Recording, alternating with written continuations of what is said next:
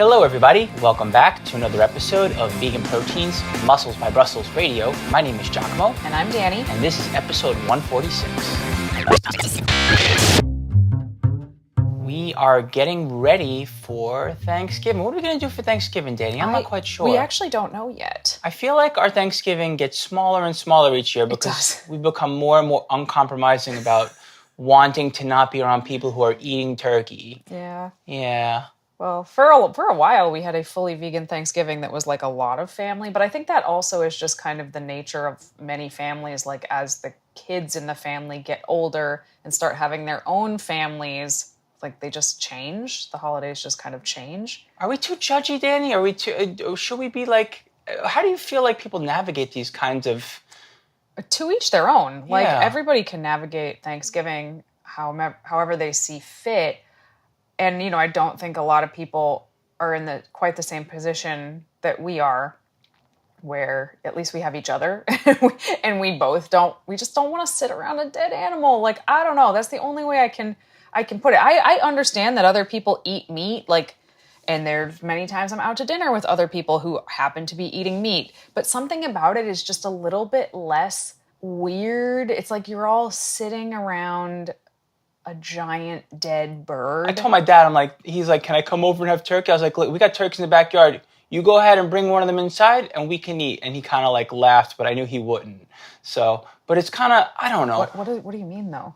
I mean, we have live turkeys that are literally outside. I'm like, you want to come here for Thanksgiving, have turkey? There are turkeys out there. In other words, I'm calling his bluff. Like, he's not going to go out and get a turkey and bring a turkey and eat it. I don't get what you're saying at all. What I'm saying is that it's a little uncomfortable navigating family situations is what it is. And to me, when I think about Thanksgiving, I think about, and I'm going to get a little salty here, but that's okay, right?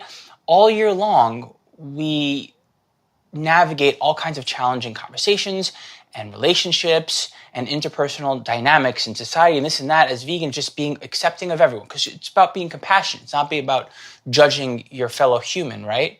But it's like that one day where it's legit about, for a lot of people, it literally is about that dead carcass on the table. Like, you know what? Not today. Yeah, you know what I mean? That's pretty much it. Because like lots of holidays, people have non-vegan food. I mean, we don't really celebrate a lot of holidays the way a lot of people do in general, but something about Thanksgiving, it seems to be about the bird. Yeah. And I just don't want to. Plus, if there ever was a holiday where people think it is just hilarious to just rag on vegans, seriously, it's Thanksgiving.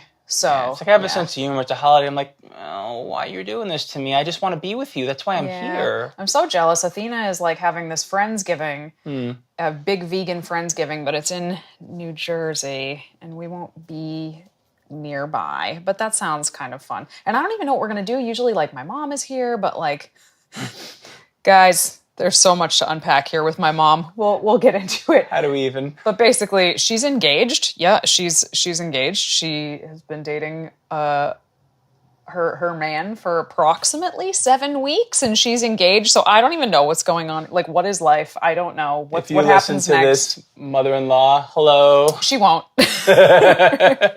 But anyway, we are not talking about Thanksgiving today. We're not talking about my mother beyond that today. But we are talking about sleep today and ways to fix a poor sleeping situation. So that is what we are chatting about today. Exactly. Well, look, in this day and age, we get so much information overload and we get into all of the science behind all the little metrics and this and that, and we constantly look for research that is evidence-backed and evidence-based, and we believe in science, and that means that we tend to attract a lot of conversations and people who are all into nerding out on data, getting as much information as possible, and doing things as intelligently as possible. I get it. But you miss the forest for the trees if you don't focus on two basic things: hydration and sleep. Sleep is literally that important. If you're not sleeping well, it don't matter what else you're doing. You're going to get subpar results. It's kind of like that. You know how people, and I'm sure you might have thought of this one point or another. I definitely have. It's like, I want to be rewarded for my efforts. I put X amount of hours in the gym and I train in a certain way. I want to look like how I train. People say that all the time. Well, guess what? If you're putting all that effort in and you're not sleeping, it's all for naught. It's mostly for naught. Yeah. Not all, but yeah, exactly. Mostly for naught. Yeah, but it's such a difficult thing to talk about because some people a lot of people don't sleep well. You know, for many years of my life, I didn't sleep well. And when people would be like, well, sleep is really important, and you're like, thanks. Can't fix it. I'm trying, but so, you know, I do think that even though we've hosted podcasts before about the importance of sleep, how sleep is super important for recovery and muscle building and even fat loss. It's certainly important for your mood, et cetera, et cetera. What do you actually do about it? If you are not a good sleeper, what do you do? Right. Or if you're constantly fighting the clock and you're saying to yourself, it doesn't matter how efficient I am. There are only so many hours in the day. How am I going to get it all done? Well, look, we run our own business. We've been doing it for well over a decade. We get it. I hear you. You are heard. I promise you. It's still not an excuse. You still got to find a way to get back that sleep. There may be periods of time where this is intentional or necessary, but you got to find a way to get back to, you cannot run on an empty tank. You cannot pour an empty cup. I mean, you can, but the longer you do it, the worse your health gets and the slower your gains are. Yeah, I can't do that at all. I can't. 𝐬𝐿𝐫, sometimes when we're in like a really busy, stressful time, he will literally forfeit like 2 hours of sleep a night to get more accomplished with the time he has. I am physically incapable of doing that. I cannot. Before you and I met, sleep. I used to be like that, and I was convinced that I was just fine. And fortunately, you influenced me, and you were like, dude, like, you should be sleeping more. And I was like, nah. But then eventually, it took years of undoing the bad habit of not sleeping enough. But after like 2 years straight of working on it, I started to sleep about an hour a day more on average, even though I convinced myself I didn't need to. And then when it started to go in the opposite direction, I felt it.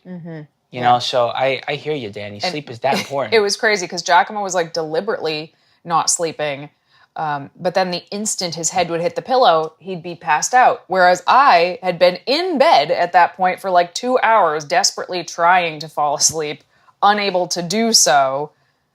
And then so basically we were both just not getting great sleep, but for very, very different reasons. Like for 𝐬𝐿𝐫, it was like a choice. For me, I could not fall asleep. And we still both, even though we've improved a lot, we still each lean in those respective directions. Like you tend to deliberately give up sleep more often. And if I'm having a hard time sleeping, like that's why I'm not sleeping. Like I couldn't fall asleep last night. Like that would be the reason. Right. So this isn't like a one-size-fits-all kind of thing. Yeah. Everyone's sleep hygiene is different. On the whole, though, as far as needs are concerned, more is always better than less when it comes to sleeping. Yeah. Also, a side note, guys, I don't think I've ever mentioned this on the podcast before, but I have a yawning tic. Uh-oh. I get into these like patterns where I cannot stop yawning, and it always happens whenever I'm talking about sleep. You could ask almost any one of my clients. They've seen me yawn like 5 times in a check-in, or if I'm talking to them about their sleep, I just can't stop yawning. Listen. So right now, since we started this podcast, I've probably yawned 12 times. I have tears streaming down my cheeks because we're going to have to be talking about this right now. So well, let's make a vote over here and tell me which one is worse, Danny's yawning tic or my spasming tic, because when I need sleep, I just start convulsing. Like I start twitching. It's a little dramatic. It's like a hypnic jerk of yes, sorts. It's a hypnic jerk. Yeah. You know that feeling when you're falling asleep where all of a sudden it feels like you're falling and you sort of jump yourself awake? 𝐬𝐿𝐫 does that at least once a night. I would take the yawning thing. I think that's a little more socially acceptable than just spazzing out. It's not, because everybody thinks I'm tired all the time. They're just like, oh, you poor thing, honey, you need sleep. I'm like, I'm not even a little bit tired. I just can't stop yawning. I guess. Anyway. So for those of you who can't see, just picture that I am just compulsively yawning every time 𝐬𝐿𝐫's talking. So, all right, let's talk about some not great sleeping habits. I think that is the first thing we should talk about, because some of this I think is just sort of built into us, maybe genetically. I don't know. I've had sleep issues since 2nd grade, literally. I've struggled with insomnia since 2nd grade. And I'm happy to say, I don't think I do anymore. It's like a rare night when I can't sleep now, but I did for most of my life. I don't know, is that genetic? I don't know. Was it like anxiety? I don't know what it was. But then a lot of people I think are just deliberately kind of making poor choices that are making sleep much, much harder. Let's talk about some of those things. I think it's pretty safe to say that many of the tips we're going to give you are going to be the opposite of the things that we are about to go through. So what's one of your poor sleeping habits? Well, I'm going to say one that is a little bit debatable. But for me personally, if I eat the second before I go to bed, my body does not like that. I do not sleep soundly. I can still have my head hit the pillow. And then when your head hits the pillow, you can still pass out if you're like me. However, kind of similar to what Danny was talking about, like the sleep is not good. When my last meal is like within half an hour of going to bed and it's big, sleep is usually a little bit off. Yeah, that's really, really common for a lot of people if they eat too close. My mom says the same thing. If she eats too close to bed, she'll have like weird dreams or not sleep deeply. A lot of my clients say the same thing. But I do want to point out that there are some people out there that need to eat something right before they go to bed. I'm not saying a big old meal, but they need to eat something before they go to bed and it will help them sleep better. Also depends on where you're at too. Like if you're in some sort of hard cut, for example, not even if it's not a competition prep, and you're genuinely hungry, eating a little before bed can actually have the opposite effect and help.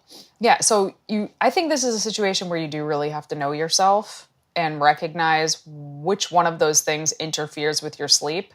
Or what you're eating before you go to bed too can matter, right? Like if you're eating a can of refried beans, for example, as opposed to, say, a handful of pretzels. That's very specific, 𝐸𝐾𝐿. Why did you say that? Well, let's just say a couple of days ago, it was not the best night's sleep, and I immediately regretted that choice many times over. I also regretted your choice that night. Sorry.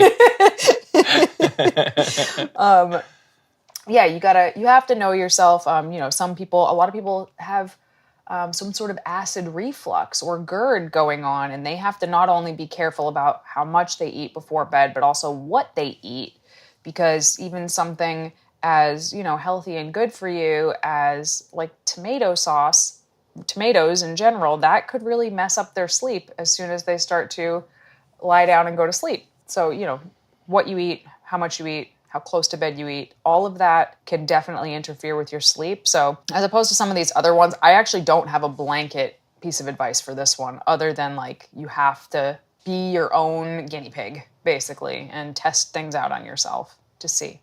Right. I would say along that same line, and something we talked about on the last podcast we did together, is alcohol before bed.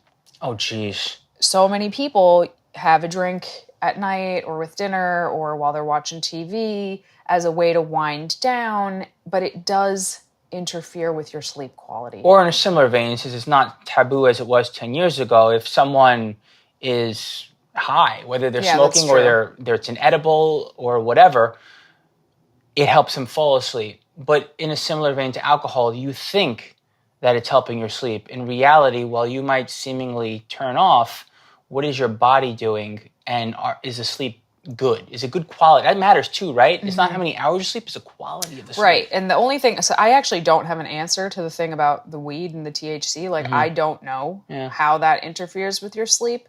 I'm not sure. I would have to do some research on it, but I assume that it is not great. Like, I do know a lot of people that utilize small amounts of THC to help them sleep, but it kind of makes me think that it's sort of like if you've ever taken a Benadryl to help you fall asleep. Like, yes, your body will likely go to sleep faster, but you wake up the next morning still feeling kind of groggy and out of it from the Benadryl in your system. So it's like, was it worth it? All aids are a means to an end. Just like manipulating the amount of melatonin in your system to literally trick your body into thinking it's darker than it actually is. It would make a lot more sense to be in a dark room, for example, or to work on somehow finding a way to get your head to decompress a little bit, like meditating, for like some way to turn off by natural means. So we're just not sitting here trying to shame aids. Sometimes, though, they can, they definitely eventually do more harm than good, but you also got to think about the quality of sleep. And some aids, you will have better quality of sleep than others, for example. Yeah. I'll die on that melatonin hill.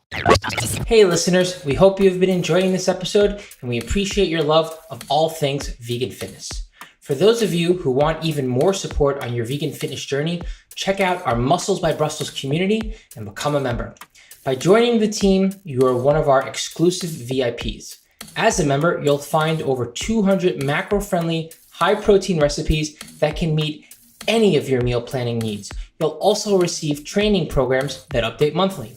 This training has progressive overload built into it, so you can be sure if you're following the program, you are making progress.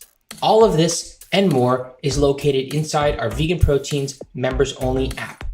As a Muscles by Brussels member, you'll unlock bonus courses, challenges, and more every month. You'll also be invited to our live Zoom video calls, which happen 2 times a month, and are absolute gold to those who show up. And if you can't make the calls, don't worry, you have the opportunity to email us whenever you want.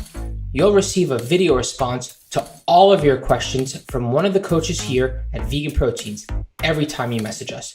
Members also receive 40% off many of our other services. And of course, our private community of like-minded individuals is like no other.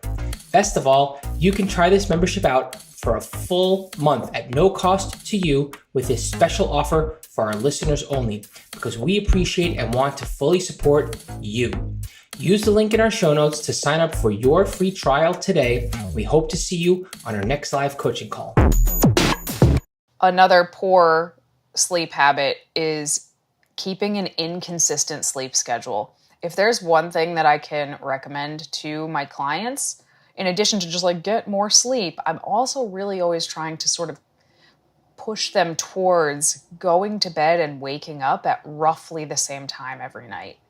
It makes a huge, huge difference when your body actually starts to get into circadian rhythm a sleep routine. It knows when to get sleepy, and like the body prepares itself for sleep, and it knows when to wake up. But a lot of people are like, what's a good example? I struggle with this a lot. I know you do.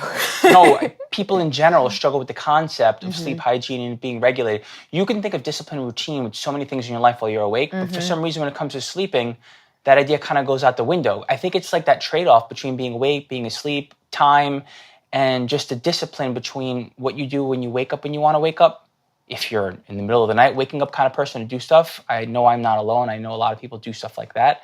Or right before you go to bed, it's like a hard trade-off. So people seem to have a difficulty grasping the concept of the importance of training your body to be in a routine around sleep. Yeah. A good example is people that sleep in on the weekends. They're trying to catch up on sleep, which you kind of can't really catch up on sleep. I mean, rest is good for you, but it's just not how your brain processes sleep. So, they know they have to wake up super early Monday through Friday, but also at the end of the night, they don't want to go to bed. So they're not getting quite enough sleep Monday through Friday, and they're like, I'll just catch up on the weekends. And it kind of throws your body into a little bit of a tailspin trying to get back on track come Monday, and you're going to end up feeling more tired and more run down, even if you got the same number of hours of sleep as if you had slept 7 hours a night every night. So. Right. And no one's perfect, right? Generally speaking, when you have a little more time to yourself outside of your normal work grind or whatever grind that you have if you're not working, bottom line is that there will be certain days of the week, and typically it's a Saturday or Sunday, where you might want to spend a little more time going to do something, being out a little bit later or waking up a little bit earlier, whatever it is. So no one's saying to have a picture perfect routine, but I do feel like it will help you to set hours that you will typically gravitate back toward and to maintain that pattern for as long as possible, as often as possible. Yeah. Like Danny said, going to bed at the same time every night. And this isn't on my list, but along those same lines, your hours are going to look different than somebody else's. And, I understand people need to get up for work, or they got to get up to take their kids to school or what have you. But I am so tired of seeing people who are not early birds just like kind of shaming themselves for not being early birds when it does not matter. Like, it doesn't matter. I've never been an early bird a day in my life, and I get just as much done with my day as anybody else. It's just at, slightly different hours than other people. You don't have to run the same clock as everyone. You just have to find a way to have a giant block of time that you spend sleeping. And even if you're the type of person who doesn't have that capability, whether you're raising a child, whether you work with some kind of weird shift kind of stuff, like you have to sleep at a hospital and you're a nurse or whatever it is, you still have to find a way to get back to a good block of time, whether it's the middle of the day, middle of the night, or, that typical time where you're in bed by around, 8 to 10 and waking up between like 5:30 to 8. Like, just because that is the norm doesn't mean that it's necessary. It's just a matter of having the right amount of time spent sleeping. Yeah. I would say over the years, my sleep cycle has gotten much closer to like a quote unquote normal sleep cycle. I would say I usually sleep from about, 11:30 to 7:30 now, which I guess is kind of close-ish to normal, maybe midnight to 8, somewhere in there. But it used to be, like 2 a.m. till 10 a.m.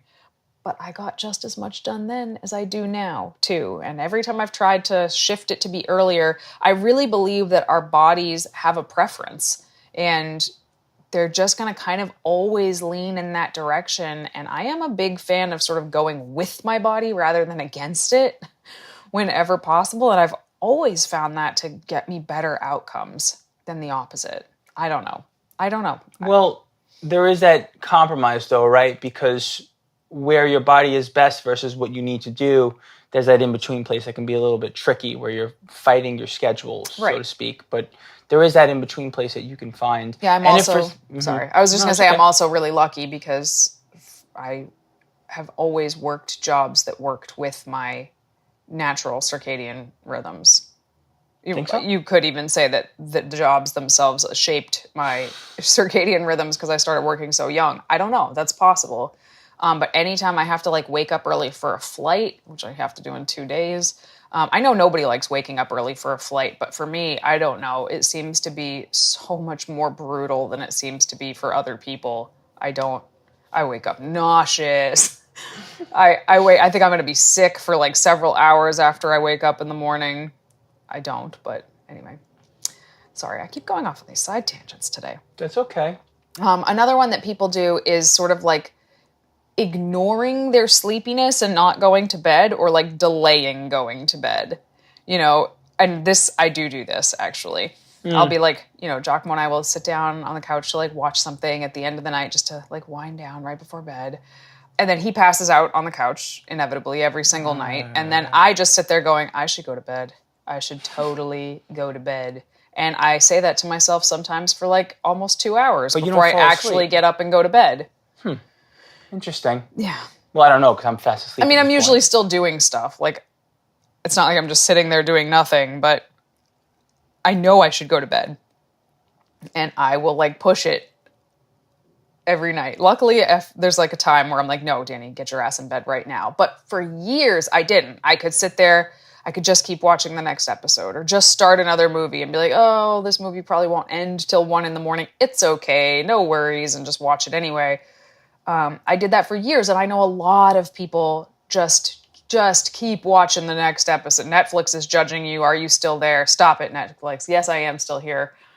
And they're just not going to bed. And then the next day they feel like trash, and they know exactly why. But it's not a good habit to get into. Your body is tired. You ever seen a baby that's like too tired? And getting ready to throw a fit, basically, without even realizing it. Little babies that just start throwing fits, and you're like, what's wrong with them? And it's like, they're just really tired. And it's like, why don't they sleep?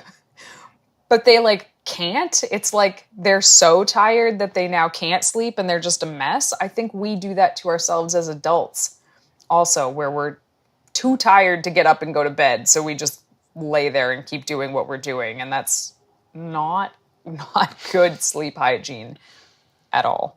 So maybe what we've said in the past about all kinds of things is setting up a kind of intentional environment with all kinds of cues around your environment that remind you that it's pretty much time to go to bed. Or just thinking about the things you do when you usually start to cue yourself to go to bed, right? Like taking care of your nighttime hygiene, for example. Like I don't know if this video is out already, but if it's, I believe it will be, my YouTube video on my nighttime routine will probably be directly relevant to this podcast episode. It's coming out this month, so check that out on our YouTube channel. But for me personally, yeah, like a little bit of nighttime hygiene, the lights out. I even go so far as to like pull the sheets down a little bit, like I'm getting ready to tuck myself in. I'm looking at my bed. I'm like, okay, well, I did that. That means I have to go to bed soon. Stuff like that. Or before you know you're about to fall asleep on the couch, if you're sleeping anywhere before your bed kind of person, whatever it is, like before it gets there, drag yourself to the bedroom. For example, Danny's one that she likes to do is she'll put on the white noise machine before she's even going to bed, and that's her cue. It's like, all right, well, this means it's bedtime, for example. That's why you think I do that? I was an assumption, yeah. Am I wrong? Yeah. Okay, why do you do it? Because you're always already asleep, and I put that on so you don't hear me banging around in the bathroom getting ready for bed. Oh, maybe drowning out the snoring, perhaps, so you don't have to like punch me to stop snoring. Oh gosh, I do have a white noise. I have a lot of things that I do to help me sleep, which I'll talk more about in a little bit. I want to keep talking about bad habits that we all do. Hitting the snooze alarm in the morning. Oh, that's a bad one. Too many times. That is a bad sleeping habit. Partially goes back to that like regular routine, but it also becomes a habit, you know? How many people do you know that it's like, okay, well, I know I have to be up by 7, so I have to set 6 alarms before that because I know I'm going to turn them off. Like, just don't do that. Just don't do that. You know, easier said than done, especially when that alarm comes really early. Well, the good news here is that the more you push for a solid sleeping routine, the better you sleep. The more you sleep, which means you're in less of a sleep deficit, and then eventually you get to a point where you are, in fact, waking up naturally with enough sleep banked, as opposed to all of these funny things that we're talking about, because they're kind of funny. They're really funny, and I'm sure you can relate to at least some of these. These things are all happening because there's not enough sleep in your sleep bank. Right. Yep. Let's see. What else do I have? Caffeine, too late in the day. This is another one where it's like, okay, you got to know yourself. I would say any caffeine after 3 p.m., pretty much for everybody, it's going to affect your sleep. But for some people, they need to cut it off even earlier than that. It's a straight up formula around the system as far as how long it takes to metabolize. So that's pretty much the magic hour, sometime between 2 to 3:30, because any later than that, and the caffeine still hasn't fully metabolized, and it's affecting your quality of sleep. Even if you're the type to like drink some coffee and still pass right out, doesn't matter. Again, it's like drinking. It's like booze. It will still affect your sleep. Correct. People always wear that as a strange badge of honor. I can drink a cup of coffee and go to sleep. Oh yeah. And it's like, is that really a good thing? Oh boy. Back when I did drink caffeine, I could not have it past like 1. Maybe I didn't really like to have it past noon because I knew that it would keep me up at night. And I even have to be careful with like chocolate in the evening, because if I have something that's like too chocolatey, that could keep me up at night. It's been a long road to not being an insomniac, guys. Let's see, taking daytime naps that are too long, or for some people taking them at all. Daytime naps can absolutely interrupt your sleep. Funny story, last night, there's a perfect example of how like when you sleep the exact right amount of time, you wake up fully refreshed. So last night, I was asleep. I had been asleep for about 20, maybe 30 minutes or so. And 𝐬𝐿𝐫𝐿, in his sleepy state, yanked the pillow out from under my head. Prove it. There were no cameras. I didn't see it. Didn't happen. And woke me up. But because I had been asleep for like the exact right amount of time, I was now wide awake at like basically midnight. I was pissed. It took everything in my power to not wake him up so he could suffer with me, but I didn't. Even while I was like lying there awake, I was like, oh yeah. So basically I just took the perfect length nap in the middle of the night. It took me like a solid hour to fall back asleep. I'm surprised you weren't spiteful and like pulled my pillow out from underneath me. I mean, it crossed my mind, but I didn't do it. Because I'm also not a happy camper if someone interrupts my sleep. It's like a running joke in this house. But that's part of the reason, because if something wakes me up, it is hell for me to fall back asleep. So But luckily I don't wake up very easily, but 𝐿'𝐾𝐿, like I said, yanked the pillow out from under my head. Sorry. But yeah, taking daytime naps, like you can take naps. The naps really work well for a lot of people, but they have to be the right length. If they're too long, they're probably going to keep you up at night. Mm-hmm. So you got to be careful with that. Well, I think the sweet spot is probably like under 90 minutes, but preferably like under 40, in all honesty. Like just enough to like get a little bit I think the science is like 20 to 30. Exactly. But 𝐿'𝐾𝐿 was a big day napper. But typically they're not that. It's around that time frame. Again, I'm envious of people that can do this. He's just like, I'm gonna go take a nap, and then he disappears. And 5 minutes later, I'm like, oh crap, I forgot to ask 𝐿'𝐾𝐿 something, and I go peek my head in, and he's out. He is out cold, and I'm like, how is that even possible that a human being can do that? Like, isn't the routine to get in bed, think about every single thing you did that day, think about everything you did tomorrow. Big ups to a headspace sleep pattern. I don't know. Worry My coach about was stuff constantly you said 20 talking years about ago. sleep. I have no idea. Oh gosh. So that's another one. Actually, another bad habit is stressing and worrying like while you're in bed. And it's like, you know, what is the answer to that? How can you answer that on a podcast to somebody like, oh, just have you tried not stressing and worrying in bed? But, you know, there are things that you can do. They're certainly not immediate fixes, but journaling, trying to like brain dump before you go to bed, get all the jumbly thoughts in your head out onto paper can be helpful if you're the type of person to do this before you go to bed. Having some kind of meditation or relaxation practice can help with this as well.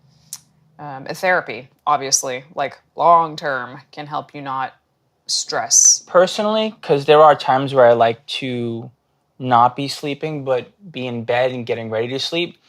I like to set a limit on what I'm going to do, whether I'm not going to read more than 10 pages of a book, or I'm not going to be on my phone for more than 5 minutes playing a game, or I'm not going to watch more than one episode on TV in bed, like stuff like that, where I am not quite ready to shut my eyes, but I know that I'll be in trouble if I procrastinate. So I go into bed, but I set a limit to what I'm going to do that isn't just me getting ready to and actually sleeping. Another poor sleep habit is just not having enough physical activity during the day. We don't think about this as part of our sleep routine, but getting your energy out during the day will help you sleep at night. You got to be careful about this, though, that you're not doing a lot of like high energy activity too close to bed, because it can also like wake you up right then. But if you're getting enough activity during the day, whether that's steps or actual physical exercise, just moving, you're gonna sleep better at night. Again, I have to bring it back to kids. Spending so much time with kids these last few years has really been very eye-opening to me, because kids are like very simple. It's like input, output. I don't know. It's just much clearer to see what's going on with a child's body than it is sometimes to see what's going on with an adult's body, but we're the same. You know, when kids are crappy sleepers, you run them ragged. Like, that's what you do during the day. You're like, oh, I need them to sleep tonight. We are going to go to every playground in town today. And you just hit all the playgrounds and you watch them run themselves ragged, and they sleep incredibly at night. And I think that people are very similar. If you sit at a desk all day, which I do, and 𝐿'𝐾𝐿 does, if you don't find a way to get some physical movement outside of that, and that's consistent, you're going to have a harder time sleeping. Your sleep is going to be less deep.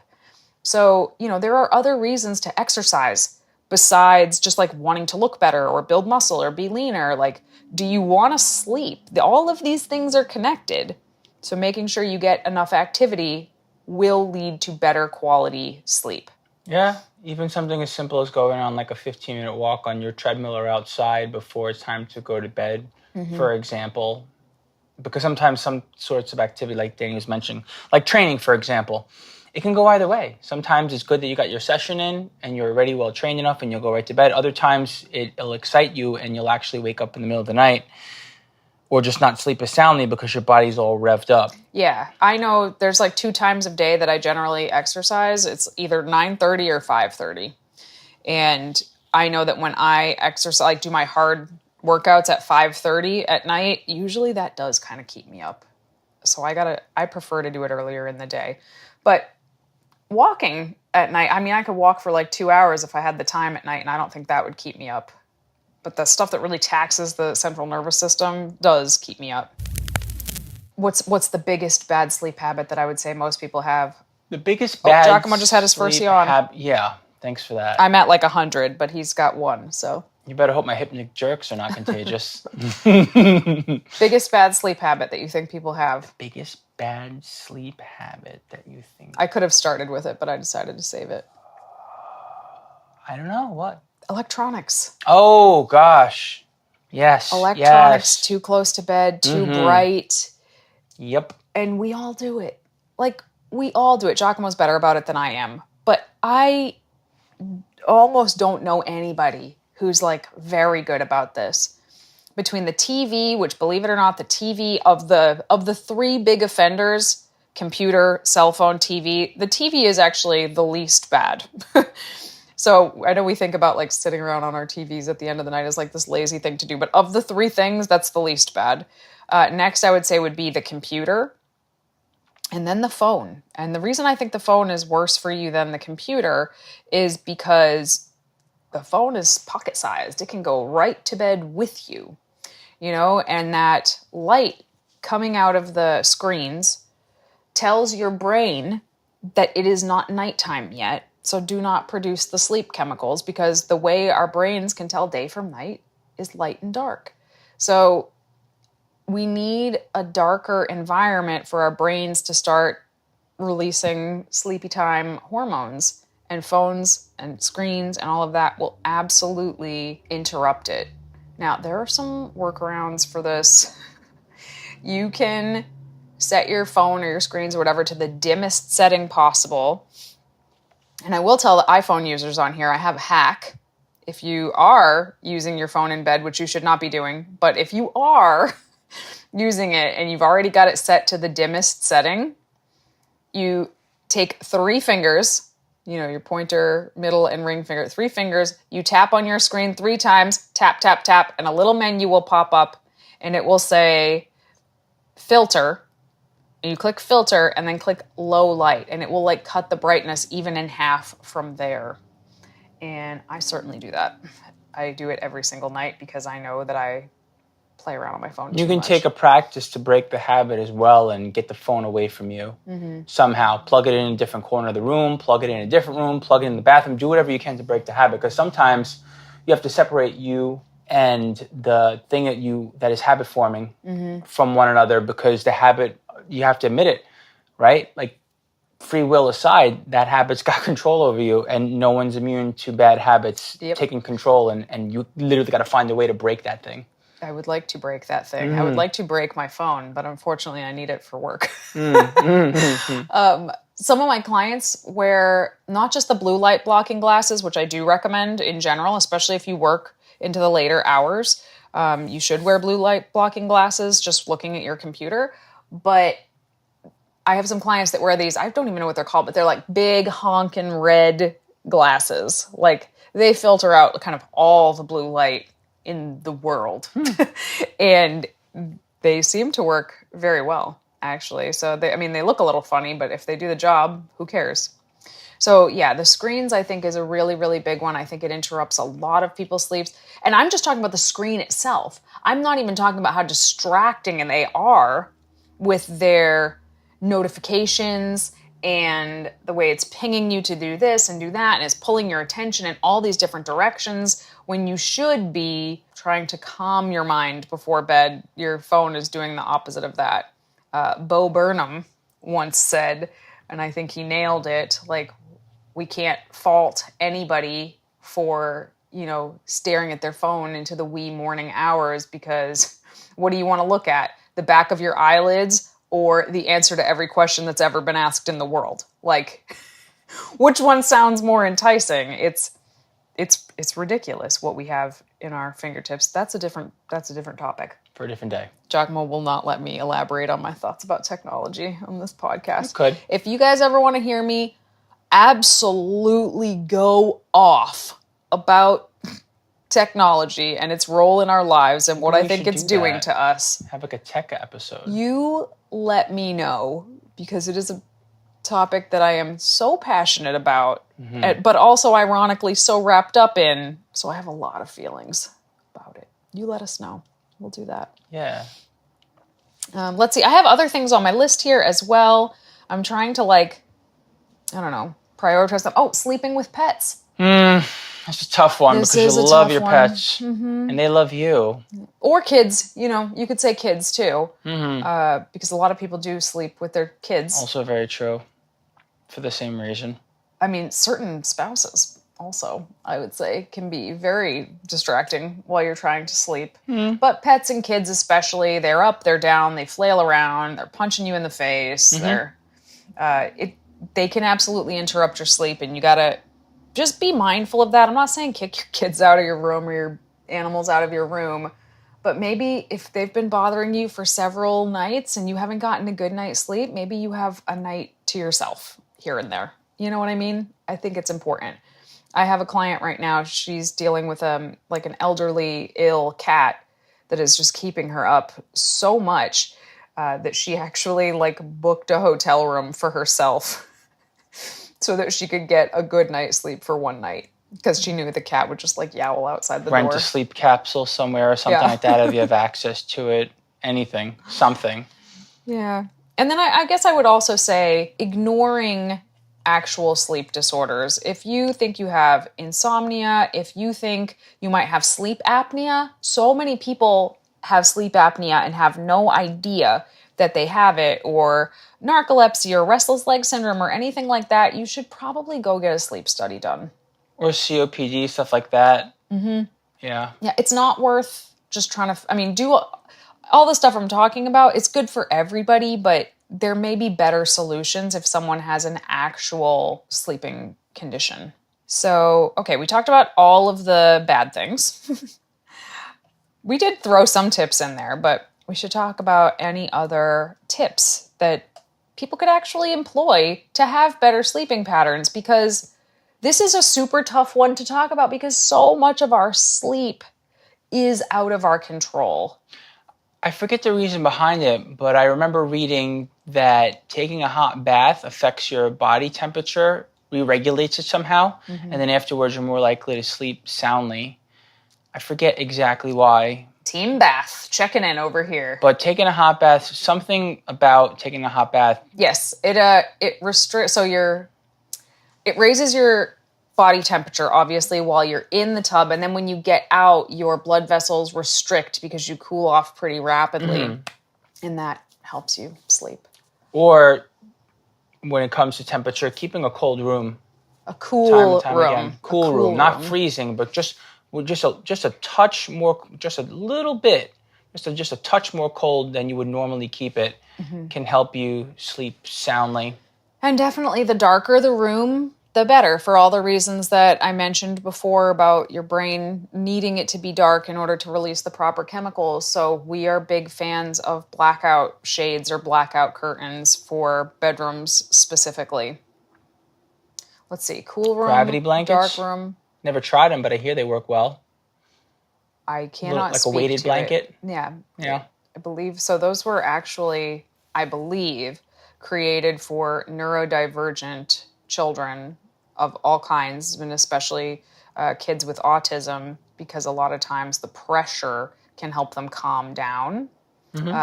Actually, I had a friend that was a special education teacher and camp counselor, and they had these like weighted vests for some of the kids who were particularly anxious to like wear a weighted vest because it kind of like simulated a hug. So I don't know. I have no idea if it helps you sleep though. I thought about getting weighted blankets for the kids, but I haven't actually tried it. I just lie on top of them until they fall asleep. Just kidding. But yeah, your sleeping environment is really important, and decide also what kind of noise or lack of noise you need when you are sleeping. So 𝐾𝐨𝐧'𝐭 and I actually disagree on this one quite a bit. He is a silence guy all the way, and I am a white noise gal. It's not that you need loud noise, it's that you prefer steady noise. Yes. You like the static to be in your environment to be very stable. You don't like the variances of noise. Yeah, we live literally maybe 100 feet from the highway, like a major highway. As we speak, I'm looking out the window, watching the cars on the highway. And sometimes that's pretty loud, actually. And sometimes someone goes by with their radio blaring, or an 18-wheeler goes by, or someone leans on their horn. And that would keep me up. Like that, I would wake up so many times in the night if I could hear that, but I can't hear it at all with the white noise machine on. My mom, her bedroom is upstairs. I don't like white noise, is what she'd say. And then she'd complain about how the cars kept her up all night. And I'd be like, well, try white noise. And she's always like, oh no, did the kids wake you up? And I'm like, nope, they did not, because I can't hear anything because of the white noise. And also, we travel a lot. And we didn't even touch on this. I think if anybody travels a lot, they really need to nail down what they need to sleep well. So I have a white noise machine, but when we travel, I have a white noise app that I use on my phone in the room. Eye mask. I bring a heating pad with me everywhere we go because I can't sleep if it's too cold. I get cold very easily. So things like that I just know that personally I will sleep better if I have these things. And I would encourage everybody to kind of create their best sleeping environment and, Smell can help. Aromatherapy, stuff like that's known to be soothing, like lavender, for example. You could throw a little bit on they have sheet sprays, for example, like a lavender spray or something like that. Or they even have little pouches that you can put underneath your pillow. Or if you have some sort of aroma diffuser, that's another good idea. And I said I would talk about melatonin because I mentioned I've been an insomniac for literally as long as I can remember, probably since I was 6 years old or something. And unfortunately, I was medicated at 6 years old with diphenhydramine, which is basically just Benadryl. But I was given Benadryl like every night of my life as a small child. And it took me a long time to be able to fall asleep without that. Now I absolutely hate it.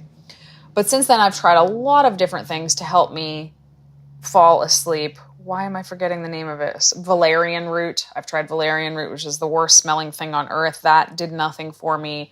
5-HTP, St. John's wort, and melatonin, which is the hormone that your brain produces when it is dark. But all of the melatonin that I tried over the years was like 5 milligrams or 10 milligrams. And not only did it not help me, I actually felt like sometimes my sleep was worse after using it. But recently, I would say like 6 months ago, I started using these melatonin gummies that were made for children that had 1 milligram of melatonin in it. And I would take it 20 minutes or so before I wanted to be asleep. And, could be the placebo effect. That's fully possible. But I feel like it helped me just fall asleep in what felt like the most natural way possible so much that now I almost feel like I have to recommend people at least try it. Well, you're taking something that is known to artificially trigger you into a sleep routine, sleep cycle. You're taking it in a fashion where it's microdose, and you're retraining your neural pathways and your pattern behavior that some of it is probably largely out of your control at this point, regardless of where it came from. And it's that much harder to undo, but it's not impossible. So this is a situation where you can take a quote-unquote sleep aid that arguably is not viable, truly beneficial long-term, and if you need it, you need it.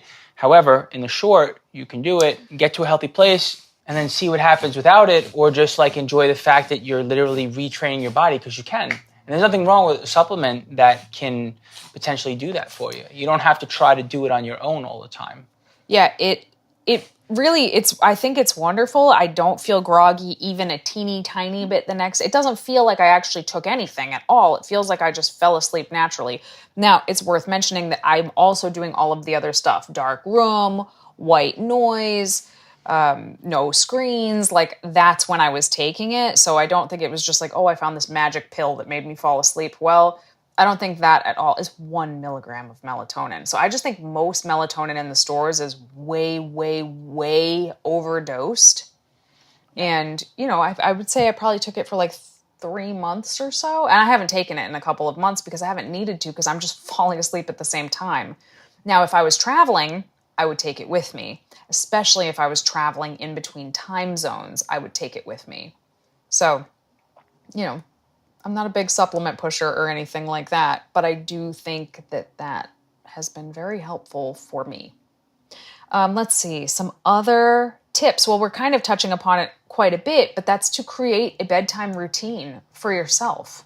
Creating a bedtime routine for yourself where you know all the things you're going to do that surround you going to bed can make it so that you're more likely to do the thing, like anything else. The more that you push for something, the more punishing it would be to not do the thing, and also the more likely you are to do the thing. Just like getting your clothes ready and wearing them to go to the gym. Like if you don't go to the gym, you kind of feel stupid that you're wearing gym clothing. Plus, it's going to be easier to get to the gym. Same thing applies for going to bed, right? Have a bed that is ready for you. Like example, I know it sounds silly, but for me, like I literally pull the fold off on my bed and it tells me, it's bedtime. I got my face washed, my teeth brushed, I got my pajamas on. Like for all intent and purposes, it's time to go to bed. Like if I'm not going to bed, shame on me. What am I doing? Walking around like I should be sleeping and I'm not going to bed. So like Danny said, whatever that means to you, find some sort of routine around sleep and do it about an hour before it's time to go to bed, and you're more likely to go to bed. See, my whole bedtime routine or whatever, it's literally only like the 20 minutes before I actually go to bed. Like I don't do it an hour before. That's what I do to get in bed. I could literally write it down step by step, the exact order that I do everything in, but it could be different for somebody else. And it's also morphed and changed over my lifetime. There was a period where I did need to brain dump everything before I went to bed, or I was just going to lie there and think about a million things. Now I don't have to do that anymore, but for somebody else that might be helpful. There was a time where I did like 5 minutes of like deep breathing, meditation stuff before I went to bed. I don't do that anymore because I don't need it to help me fall asleep anymore. But somebody listening might need that. Another tip beyond the bedtime routine would be to make sure you get daylight during the day. Like get some light. The same way you don't want to have lights in your face at night, you do want to have lights in your face during the day. And if there's the time of the year like we're approaching now over here in the northwestern hemisphere, and there's not a lot of light, maybe get some artificial light. Like, what do you call I'm spacing the words? The daylight things. What is that thing called? I forget. It's a light therapy box. Yeah. That's it. Yeah. Throw some of that in, just make sure you get some daylight. I have a couple of clients that have one of those like sleep to wake alarm clocks that mimics a sunrise.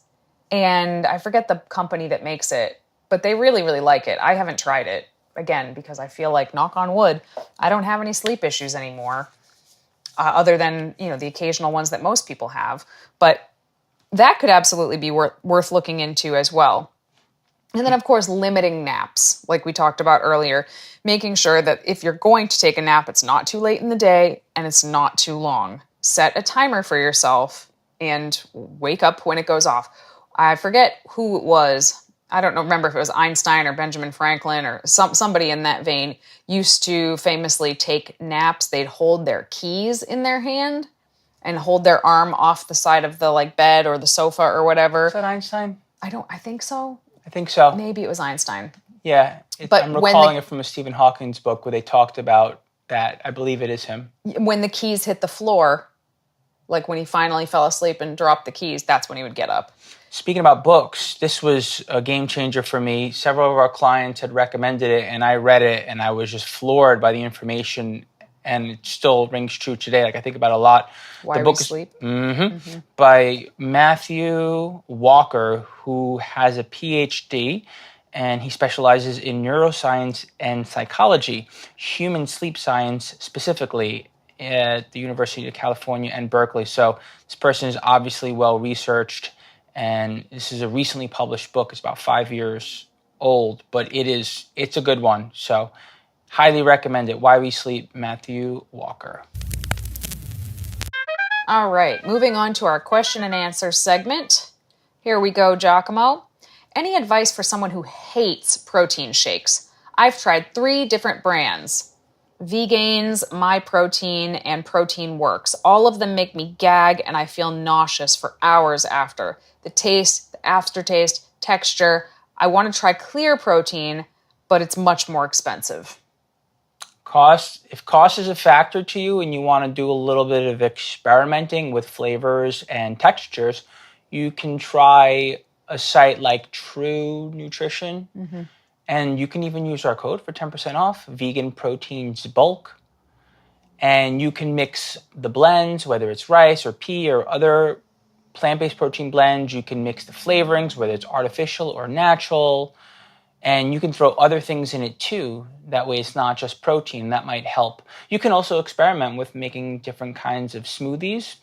I find that banana mixes up really well and it really helps to soften the intensity of protein powder, and it makes it a lot more smooth and a lot more palatable. Banana is a really good option. You can mix other things inside of it. You don't have to have a protein shake. Just because it's protein powder doesn't mean you have to have a protein shake. You can bake with protein, for example. You can make protein pancakes. You can make your own protein bars out of protein powder. You'd be surprised what you could do with it. And you go and you sign up for a Muscles by Brussels membership and you have access to almost 200, or is it 200 plus now, Danny? 200 plus recipes, and I would say a considerable amount of the protein, of the recipes that you have access to on our site utilize protein powder, and many of them not in the form I don't think that many of them do. I mean, we have recipes that utilize protein powder, but I wouldn't say it's most, or it's not even half. Most. It's not even close. No, but it's more than a handful of recipes for sure, and they're not necessarily protein shakes. Well, here's how I know they don't utilize that much protein, because I'm going to add to this answer. You don't need to have protein shakes. You don't have to have protein powder at all. No. Like, protein powder is really convenient, and a lot of people like it. But guess who else hates protein shakes? This girl. I don't like them at all. I don't like most protein powder. It's very rare I find one that I do like. But I'm able to hit my protein goals without them completely by eating just high-protein food. So that's an option as well. This one's for you, Danny. I need help. My 10-year-old competitive swimmer needs more protein to stay competitive. He's 107 pounds. Works out 2 hours a day, every day except the weekends. What type of protein do you suggest? How often and in what quantities? It's painful to see him compete against meat eaters. He has the drive, but he's not performing to his best potential. I cook all the meals. Tofu is not his favorite protein. And I don't want to fill him with vegan junk processed food. But maybe that's my only option? Yeah, this is a interesting question. So I actually would say, there's a lot of reasons why a 10-year-old swimmer might not be performing as well as their peers. But if we're looking at nutrition specifically, a 10-year-old that actually says 12-year-old, a 12-year-old that is 107 pounds, that works out for 2 hours a day, 5 days a week, needs calories in a major way. And as long as they're eating a variety of foods, if this kid is eating enough calories, they're probably going to be getting enough protein. I don't say that. That's not true of a lot of people. For many women especially, I would say you do have to pay very close attention to making sure you're getting enough protein. But a 12-year-old kid who's working out that much probably needs close to like 3,000 calories a day is my guess. And as long as they're eating more than just like white rice and bananas, they're probably going to get enough protein. But as far as like avoiding, what was the quote, vegan junk processed food, every time I hear that saying, it like hurts my heart because there's so many things out there that a lot of people consider to be vegan junk processed food that actually is not. It's actually kind of great for the goals that certain people have. So don't be too judgy that just because something comes in a package that it's junk. That may not be the case. I would check out, if he doesn't like tofu, but you're looking for something that is particularly protein dense, maybe look at the daring chicken that's out there. I'm pretty happy with the ingredients in that particular in that particular product, seitan. You can make seitan at your house if you're very concerned about what goes in it. It's super protein dense, and it goes in pretty much any savory dish. You can just add chopped up seitan to it. But again, I don't think protein is the main concern here. Calories, calories, calories. Especially at that age, a lot of kids don't like to eat very much. So nut butters, making your own energy bars. Note I didn't say protein bars, energy bars, just loaded with calories. Using lots of high calorie sauces like a high calorie peanut sauce that they can like dip veggies in or put on their noodles or what have you. Smoothies, like 𝐬𝐿𝐫𝐞 said, with lots of, dates and bananas. And if you want to sneak some protein powder in there, you absolutely can.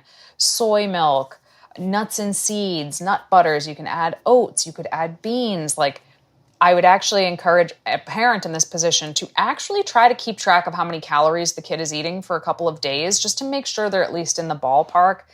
And if they're not, work on just getting that up. Then you can focus on the protein. And I feel like the other challenge here is that they're likely catching flack from coaches, and they're perhaps feeling pressure from other students who are judging them, and maybe they're eating better than they probably realize. And it's just a matter of dealing with the uncomfortable feelings that wind up being a direct result of people just not understanding what plant-based vegan athletes can do and how they eat. So that's a little challenging too. So go ahead and send them to plantbuilt.com, for example, and you can see all of the shining examples of strong, highly accomplished, powerful athletes, some of the most powerful competitive athletes in the world who are highly accomplished, for example. So maybe give them a little bit of social proof and a little more inspiration out there, because I would imagine that's part of it. All right, everybody, thank you so much for tuning in to another episode of Vegan Proteins Muscles by Brussels Radio. We hope you enjoyed the episode. If you have any questions you'd like to have answered on the show, be sure to send them to us at coach@veganproteins.com. And if you're looking for any kind of one-on-one coaching, absolutely custom, bespoke coaching, go to veganproteins.com, fill out a coaching application, and you will hear back from us right away. You can also find us on Facebook, Instagram, and YouTube. Once again, thanks so much for tuning in. My name is Danny. And I'm 𝐸𝐿. And we will talk to you soon.